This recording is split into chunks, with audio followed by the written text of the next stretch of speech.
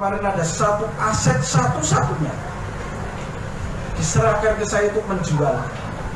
Putra Pak Dirman sekarang tinggal 2, Bu Titi sama Pak Teguh. Itu nomor 6 sama nomor 7. Dua-duanya tidak pernah nikah. Karena Pak Teguh begitu Pak Dirman sedo, itu ngurusi ibunya. Jadi lupa. Dan tidak pernah mendapatkan bantuan apapun dari pemerintah selama ini. Sehingga aset yang saya tawarkan kemarin itu satu-satunya aset untuk bekal hidup beliau. Beliau mengatakan, "Dek, nek iki payu tak gue modal berarti karo mbak."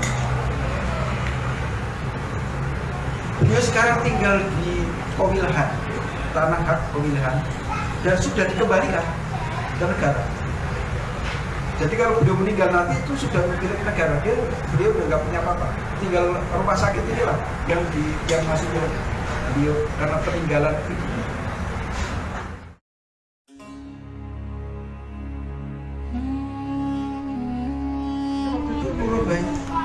Tentara dulu dipakai oleh tentara. Nah kemudian Yesus dibunuh oleh orang Quraisy. Nah malah sing untung wong Kristen. Ini diambuni. Nah ketoke kita nih gogok. Nah kemudian kenapa Indonesia dijajah oleh Belanda 350 tahun tapi Belanda tidak bisa menguasai Indonesia. Kemudian sekarang baru akan belum 10 tahun. Baru berapa tahun? 6 tahun. Katanya orang Cina sudah banyak masuk Indonesia. Dulu kakek nenek moyang kita itu sarapannya pakai tewel, awan jalan buri, sore gudeg, sami nawa atona. Nah saiki esok hamburger, awan bubur kacang hijau, sore roti bakar. Karena rasa yang seperti itulah akhirnya rasa kebangsaan dan nasionalisme ini tidak ada lagi. Jangankan kita orang kampung sana, Pak. Sedang anak kiai aja setelah dia jadi preman gereja, kemudian diangkat jadi menteri agama, jadi Petro kok gimana?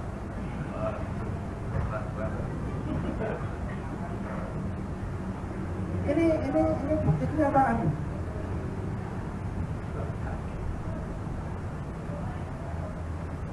Ini coba jangan pikir-pikir. Preman gereja, penjaga gereja, bukan preman, penjaga gereja didadaki menteri agama. Emangnya nggak ada profesor ahli fikih?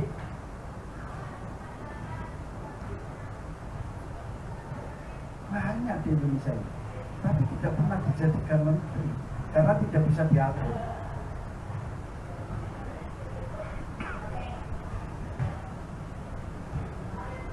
Yang berkuasa ini sekarang bukan Jokowi, tapi penjahitan.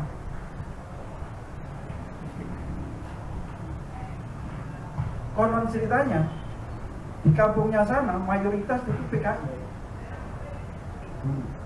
Sekarang udah nggak ada PKI ya. Kan zaman Pak Harto PKI dibuang semua kan, ganti KTP. Tapi zaman Pak Harto masih ada bekas PKI itu ada itu. Nah Gus Dur jadi presiden, PKI dihapus. Jadi Gus Dur ini andil dalam kasus sekarang ini. Gus Dur andil. Tapi kalau sudah meninggal apa yang mau dihujat, dosa kita. Karena andilnya Gus Dur itu sehingga anaknya dijadikan komisaris.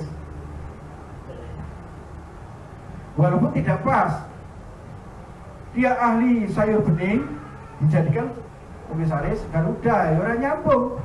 Kemarin mengundurkan diri sudah. Kemarin mengundurkan diri. Mundurkan diri. Udah habis begitu. Garuda mengundurkan diri. Coba kalau dia kenal sama Ragil, kemudian Ragil diangkat menjadi komisaris apa itu, mungkin Ragil nggak bicara di sini. Karena kalau bicara di sini dia pandemi Eropa.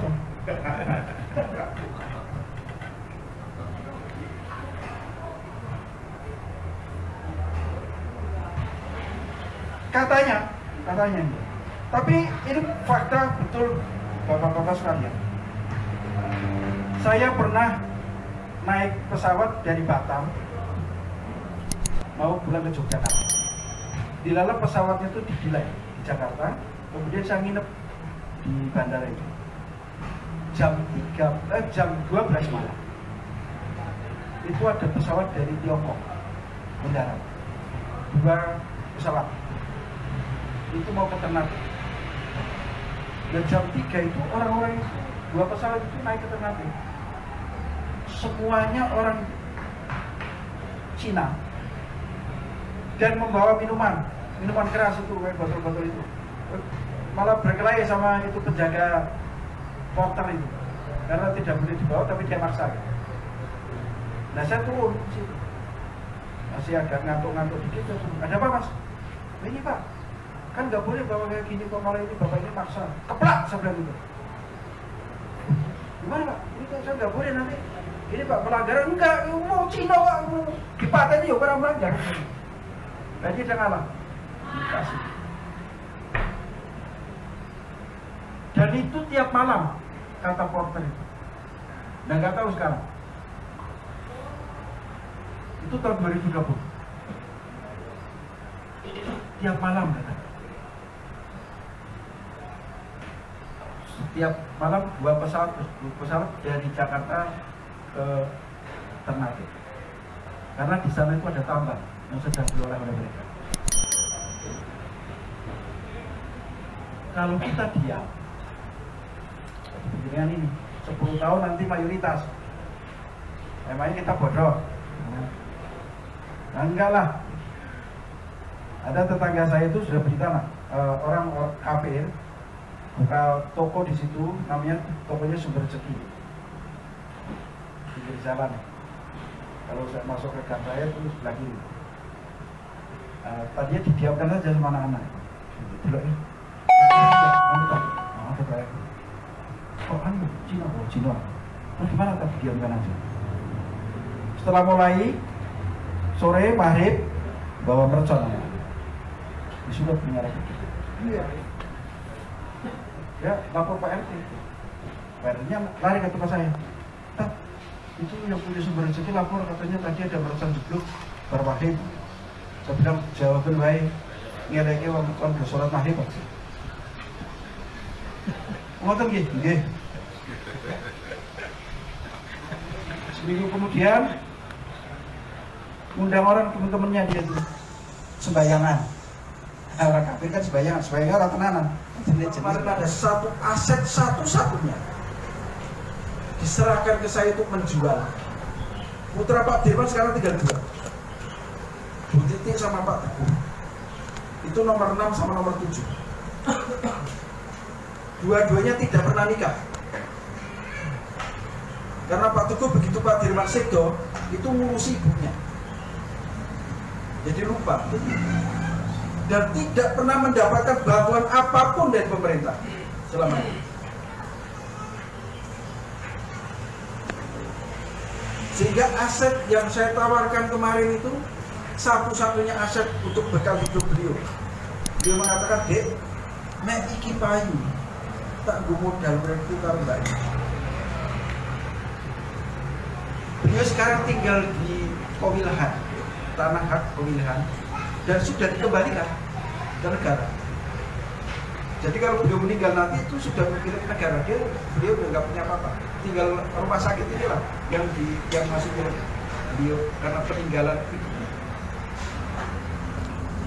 Nah, tapi alhamdulillah Allah itu maha kuasa luar biasa. Di tengah-tengah orang tawar-menawar rumah sakit ada yang datang pada saya, "Mas, kalau nggak salah itu yayasan masih punya kas. Coba nanti saya tak tanya ke Ibu Soekarno, beliau masih suka." Ternyata setelah dibuka pembukuannya dari tahun 61 sampai tahun 71 itu masih punya kas sekitar 9 juta sekian. Nah 9 juta itu cross dengan sekarang sekitar 172 miliar. Saya matur sama beliau, Roko Mas, menika wonten arta itu dosa paling dulu. Napa panjenengan agem, napa kados pundi. Saiki aku pasar karo selera iki. Arep gumopo. Menapa rumah sakit pun usahakan malih. Aku piye? Karena pertanyaan beliau itulah, makanya uang itu kami serahkan kepada beliau karena memang hak beliau itu. Saya yakin itu adalah tabungannya Ibu Sosroningrat, mertuanya Pak Dirman, sama tabungannya Bu Dirman sebenarnya di yayasan itu.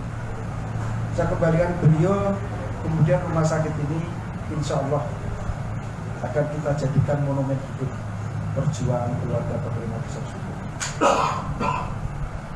Dalam setengah payah mempertahankan kemerdekaan Indonesia karena mau direbut lagi oleh Belanda tahun 48. Pada hari ini tidak ada harganya bagi para pemimpin bangsa. Saya sempat matur dengan saudara ke-10 yang sekarang cuma apakah hati para pemimpin itu sudah tidak pernah berkurang mungkin masalah birokrasi ini yo bagaimana penjenengan menikah birokrasi dan masih sepupunya Ibu Dirman. Apakah penjenengan juga tidak tergerak itu? Perlu diketahui masyarakat. Keluarga Pak Dirman itu tidak mau menerima bantuan dari siapapun kalau dirinya masih mampu mencari untuk sesuatu. Aku menawarkan beberapa kali.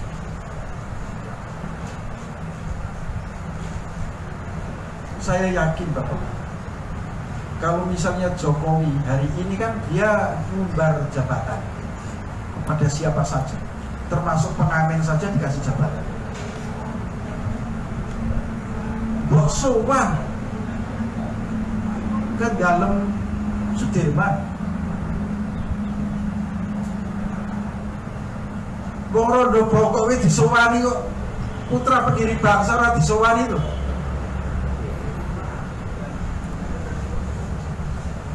Namun ya, bahasa saya itu tidak sopan, tapi kenyataan.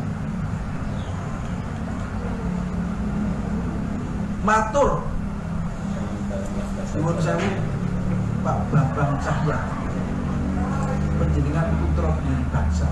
Saya ingin menempatkan penjenengan di tempat yang layak. Sebagai apalah jabatan kehormatan. Sehingga beliau itu merasa bangga bahwa bapaknya itu dulu juga pernah berjuang di negara ini. Saya rasa tidak akan menolak. Ini tidak. Yang saya agak sakit hati itu pas sama Pak SB. Pak SB itu kelingan putri ini Muhammad Hatta, orang kelingan putra ini Pak Dir. Waktu tentara.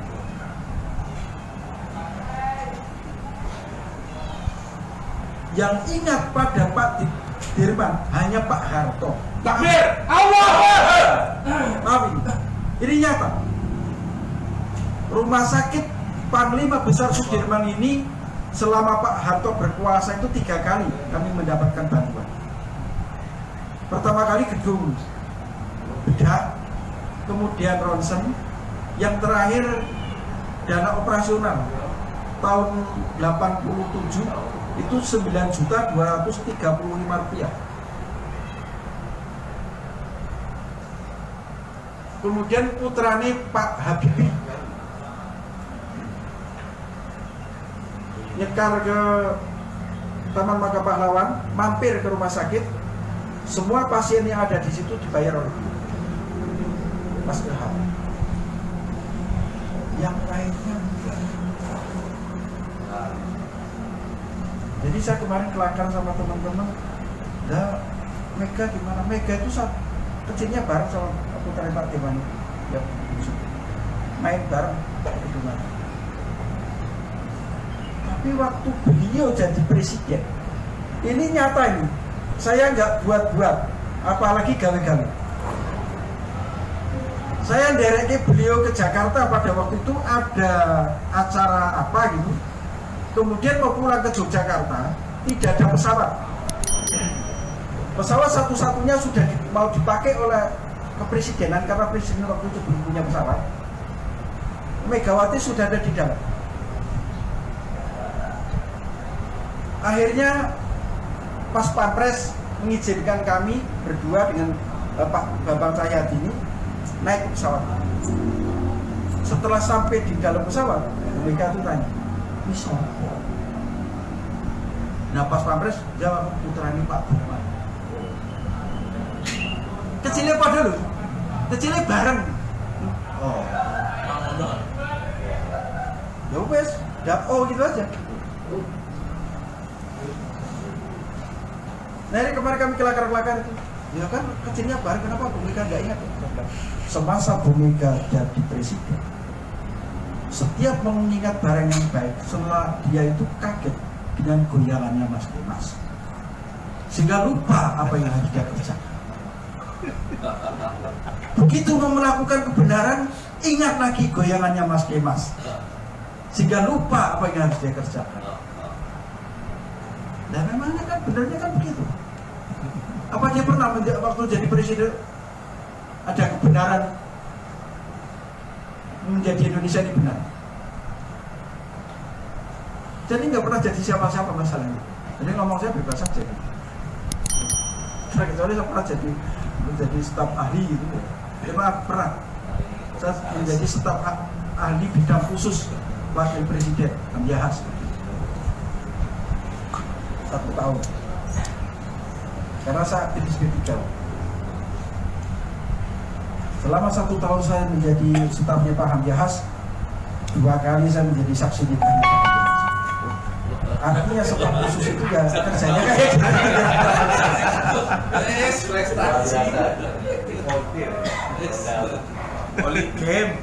gitu. Saudara yang dirahmati Allah, bagaimana dakwah kita pada hari ini? Sudahkah kita menerjemahkan arti dakwah yang sesungguhnya yang dijalankan oleh Panglima Sudirman? Beliau adalah seorang ulama, seorang santri, tapi ada seorang jenderal yang teguh pemilihannya. Pak Dirman pernah ditawarin oleh gubernur Belanda jabatan yang cukup menggiurkan. Beliau menjawab, terima kasih atas tawarannya, tapi NKRI adalah milik saya. Dan selama beliau menjadi tentara sampai menjadi panglima, belum pernah tertangkap oleh Belanda. Lah kita belum sudah digebukin polisi. Yang salah kita apa polisinya yang pekok? Maaf. Yang salah itu kita. Apa polisinya yang rado? Waktu zamannya Ahok nyalon gubernur yang kedua, saya 3 kali ditangkap polisi sama tentara. Karena ceramah cerita tentang Ahok. Orang Banyumas kan harusnya tidak kenal sama Ahok. Saya ceramah di Masjid Agung Purwokerto. Saya bilang, kalau Ahok masuk istana, kenapa dia itu bingung kemudian marah-marah? Karena dia kaget. Seorang kambing bisa masuk istana. Seekor kambing. Nah Ahok itu kan kambing di dalam gereja. Domba-domba Allah. Apa kan dijenengi kami? Si goblok iyo sendiri sebenarnya. Ono wedhus diberi dadi gubernur. Ternyata wakil bupatinya itu koncone Ahok, kafir juga. Lah saya digelandang sama Udin.